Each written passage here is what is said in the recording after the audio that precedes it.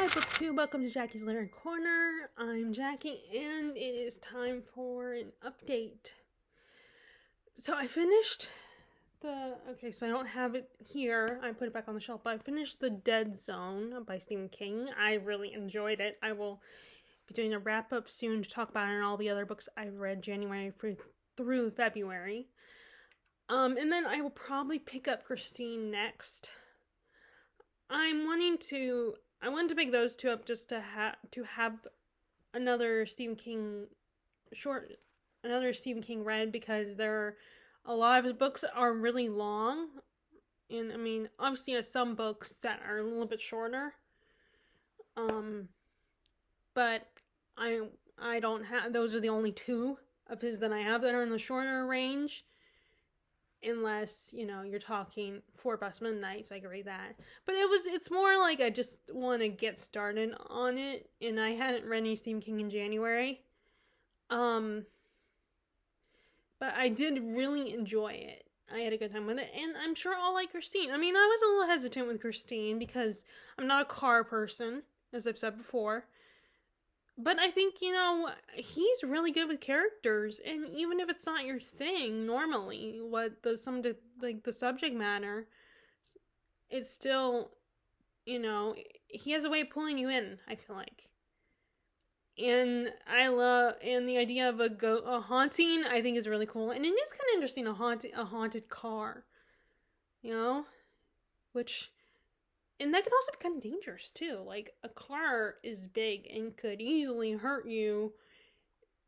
And if you don't have control of a car, you can not only can it hurt you, but it can hurt other people, too. I mean, ghosts can do that anyway. Could potentially do that anyway. Actually, I'm reading another ghost story, or listening to another ghost story. Finally the September House came in on Libby. So I'm listening to that, and I really appreciate that now it's giving me more time to listen to audiobooks, because since I don't drive and everything, it's not like I can listen to them in the car. So, I really appreciate that it's doubled the time that I have the audiobook. I mean, that could also be because I recently watched a video where they were talking about people are finding ways around the whole, like,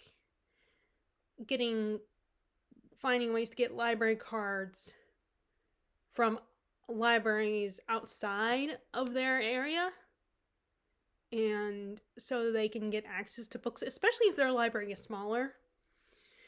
And so I feel like the wait times I'm guessing the wait times are longer, unless they're like borrowing it right then. And I don't know, I don't mind it as much. I mean, I do sometimes end up forgetting, like, I think the book I borrowed that I got on Libby before this one, either this, was the one where I forgot I had asked to borrow. I put it on my list, like, I had asked to borrow it, and I had to wait several weeks, and I kind of forgot about it. With the September House, I didn't forget, though. And then it also gives me time to get to get two audiobooks, be in line for two audiobooks, because there's time in between each one. Which I'm liking the September House so far. It's good. It's kind of funny. It reminds me a little bit of the, of T. Kingfisher's, House with Good Bones, where it kind of has a whimsical, fun, kind of funny, comical feel to it, even though there's a bit of a ghost story element to the story. Like, it doesn't go the natural route of ghost stories where it's horror, and there are horror elements in the story, of course. Like, I mean, and I think they're mentioned in the book description as well. But it's done in a way that's kind of comical and a little, like, out there, but not in a terrifying way. Like, it's creepy, but it's not like, oh my god, like a Stephen King, the way Stephen King would go about it. So that's the audiobook I'm listening to. And after finishing The Dead Zone, I came back to these two. the biography of Tolkien by Humphrey Carpenter, and I just realized that he's the same guy who put together with Christopher Tolkien, Tolkien's son, the book of the letters from Tolkien, which I got off of Amazon, and I'm gonna read that this year for my Tolkien project. So yeah, I was like, I'm guessing he's a Tolkien scholar then, which I think would be so cool to be a scholar of an author, especially an author from a long time ago. Like, I mean, even authors that are still alive, it would be kind of interesting to be a scholar of that author, like even Stephen King, for instance, especially since he's written so many books. And he's such a character. He's such an interesting man. But yeah, so I'm liking this, and it like I said, as a while back, I think last week I did that video where I elaborating on all my reading projects and kind of updating you on what was going on with those, and how I wanted to treat this Tolkien project and my other ones as kind of like looking at as if I were taking a class in school, but in a fun way. But I tried to, explain that I mean it in a fun way, or at least a way that was fun to me. And this kind of reminded me of that as I was reading about his time at Oxford and what he studied there and how he studied languages and, and just that life. I mean, I know you can't really live that life anymore.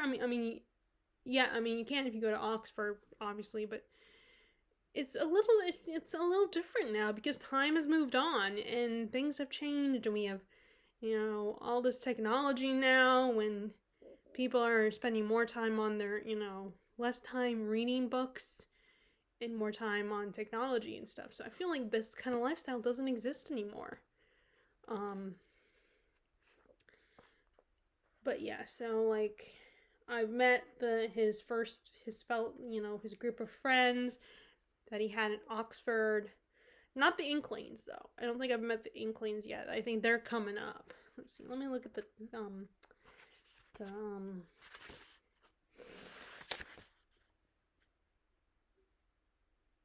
see.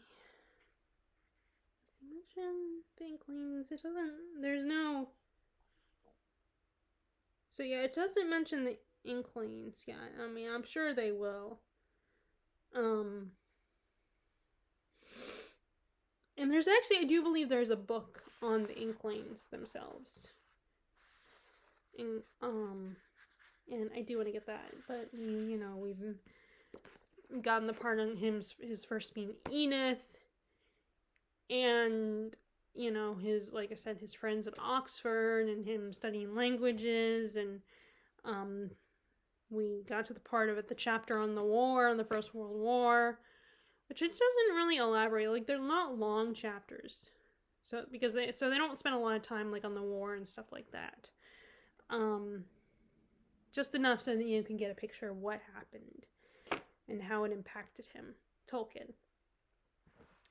So I will be coming back to that, and I want to in March. It probably will be in March when I go back to the Silmarillion and start reading that again. Again, I still haven't decided if I want to just start over, and I might, because even though it's not a huge book, I'm still hesitant to start over again, because it is a slower read. It's, like I said, I always think of it like reading the Bible. Like, it's the equivalent to the Bible, only it's Middle-earth. So it's still a lot to read. But anyway, I'm also reading Kurt Vonnegut's first published work, Player Piano. And this is a dystopian. And as I'm reading it, it makes me think of all the other dystopians I've read. Not that many, but ones I'm not the YA ones like Hunger Games and stuff, but the more adult ones like Fahrenheit 451, 1984, The Circle by David Eggers, and Brave New World, which that one I barely remember. It gives me a lot of those vibes. Like, so this is about a world. This takes place in a world where, I'm guessing World War III happened, and machines have taken over. So kind of like today. um, but it's not. It's more like an industrial. It's like the second industrial age. Um, so I haven't seen any. I don't know if they mentioned AIs at one point, but we haven't got a lot of AI stuff.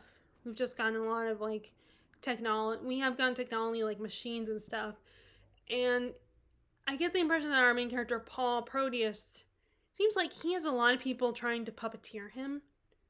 Like, he has his wife, Anita, who's very ambitious and likes the idea of being married to someone who's high up in the ranks. And then you have his dad's, I don't know if he's his actual uncle. I think he might have been his dad, just his dad's friend, and he sees him as an uncle, kind of trying to guide him. And then you also have his friend, Ed Finnerty, who is kind of he's a bit of an alcoholic, and he doesn't fit the standards of how these people live, how, the business mentality, the way of life that they live.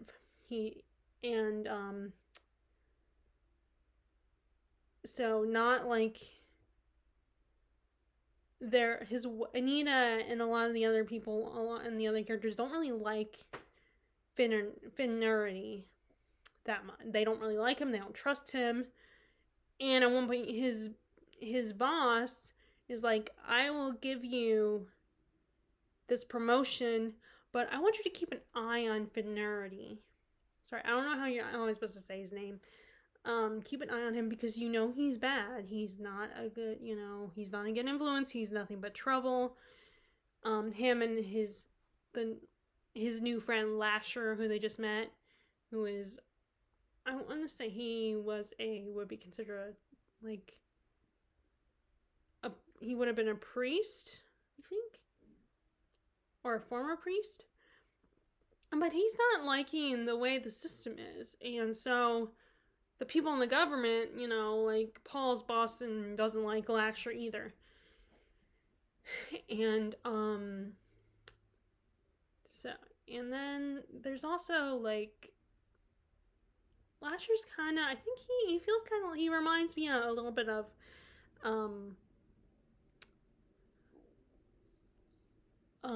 Winston from 1984, where he's still kind of towing the line, but he's going along with everything, but he's also starting to question it and not feel comfortable.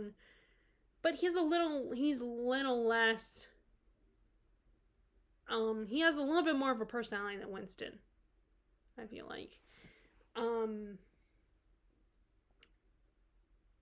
But yeah, it just reminds me of all those other books as well, with the story and everything.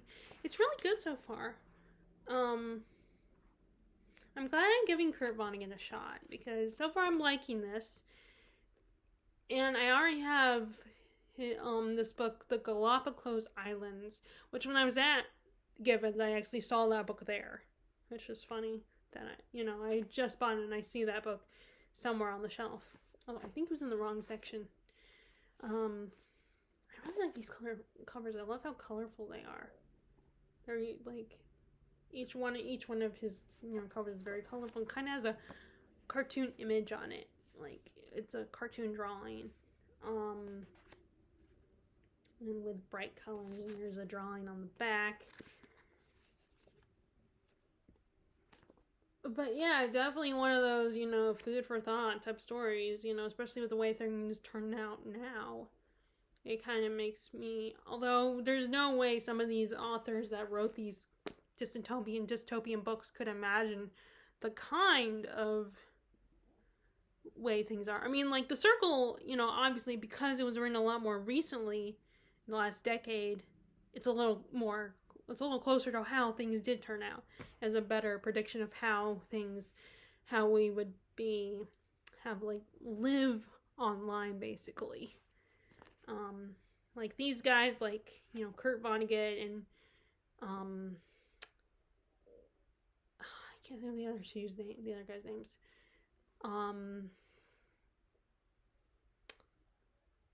George Orwell and what is his name? The guy who wrote Fahrenheit 451. I cannot think of his name. But there is no way for sure, concerning when they wrote their books, would they have known what kind of, how things would advance and the direction it would go. They're just predicting going by what they have seen so far. But yeah, I'm liking this, and I hope more people check this one out, because I feel like people know Slaughterhouse 5, but I feel like they don't know. I've never heard anyone else mention Kurt Vonnegut's other works. I mean, I'm sure being the first one, it might not be the best book, but at the moment, I don't know since I've only read this book, I don't know how better he gets. But yeah, so there's that. And now let's talk about what I ended up buying. Okay, so let's see.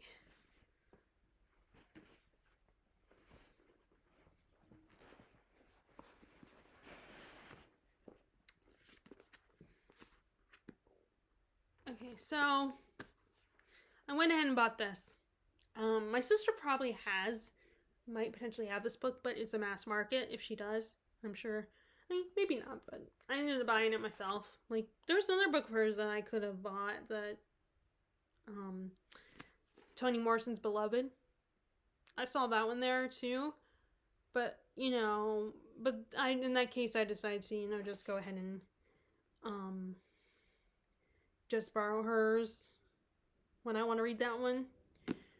And that one, in that case, I know that one's a regular size paperback, so I don't like reading mass markets. They're small and I feel like cheaply made. I mean, it's not like they're falling apart at the seams when I read them. I've been spoiled by these size books. But anyway, but I saw this, and I had to actually double check to make sure that the one Faulkner I did have was not this one. But thankfully it was not. I'm still apprehensive.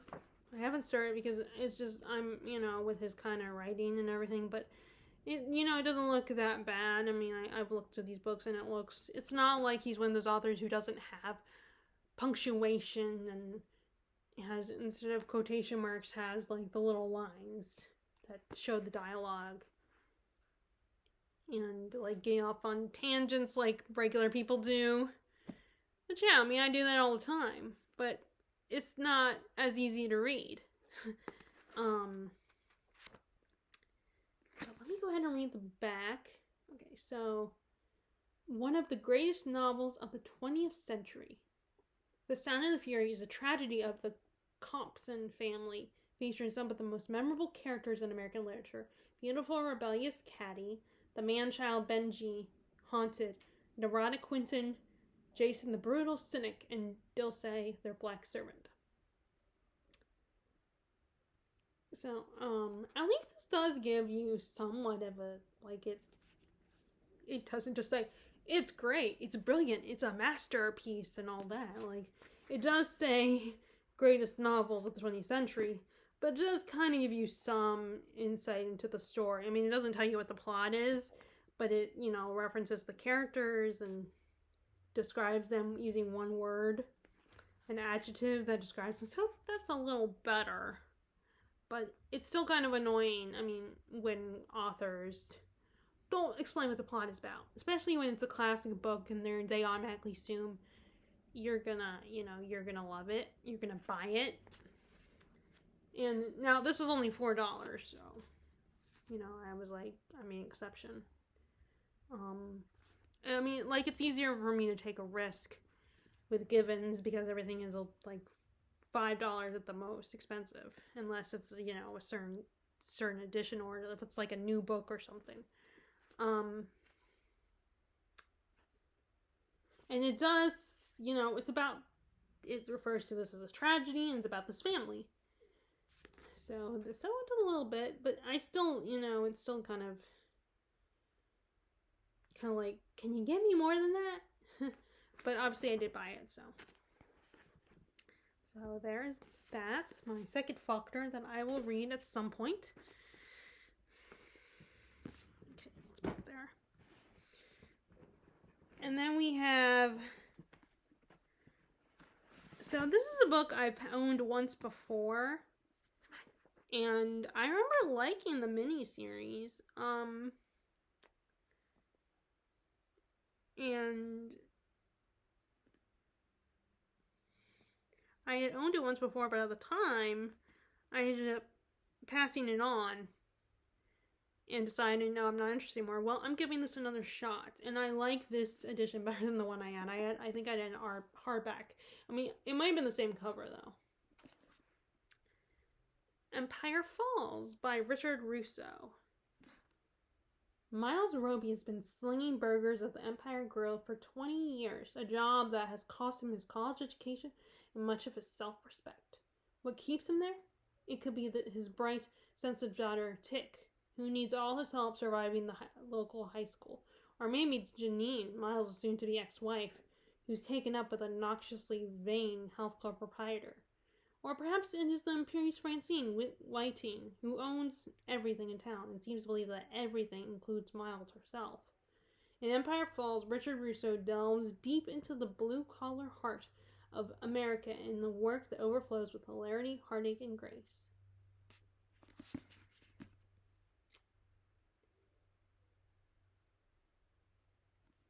But yeah, I remember liking the miniseries, so. And I like the idea of exploring stories about small towns. But I love Stephen King when he does that, so it's kind of nice to, explore someone else's interpretation of a small town and do it in book form. Okay, so there's that one. And the last book.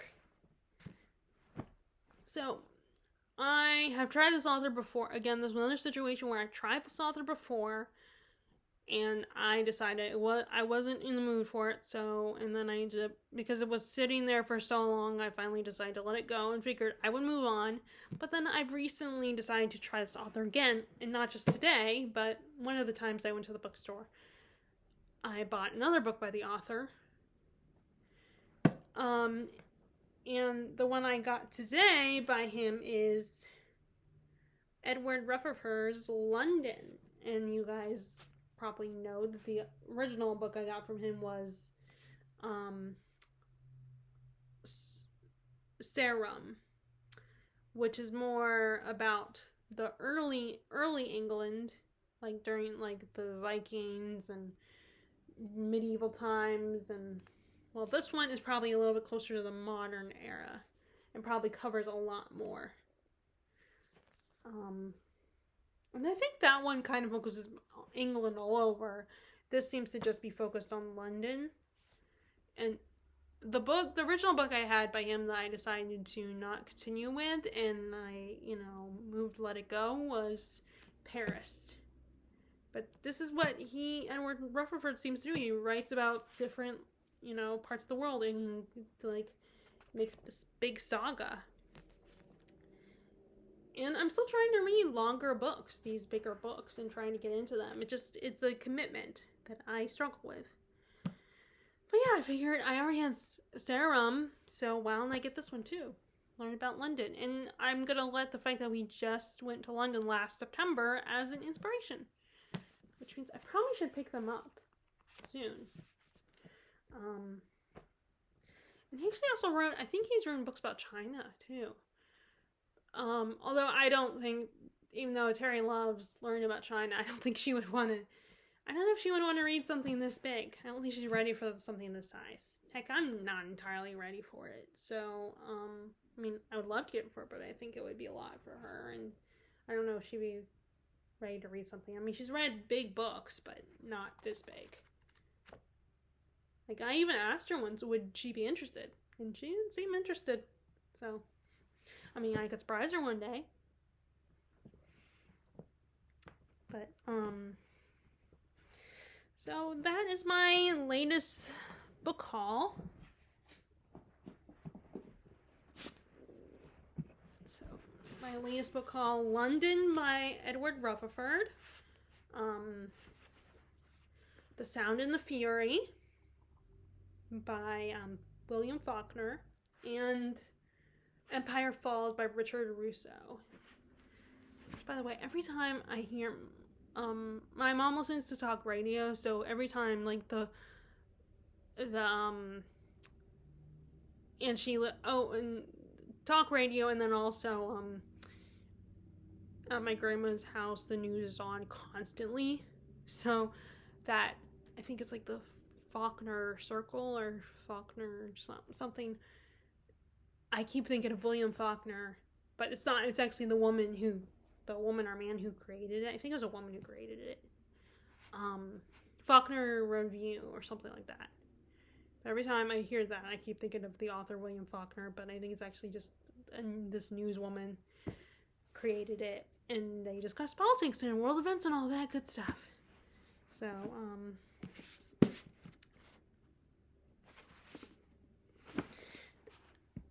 so that is my,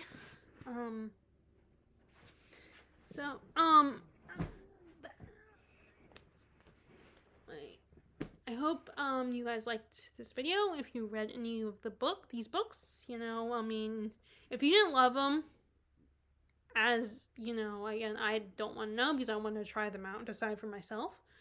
But if you have read them, and you did like them, you know, I hope you did. But as always, would love to know what you are currently reading, and have you been making use of your library, whether physically going there or using the Libby app? Would love to know that. And I hope you are enjoying your reading, and I will talk to y'all later. All right, bye.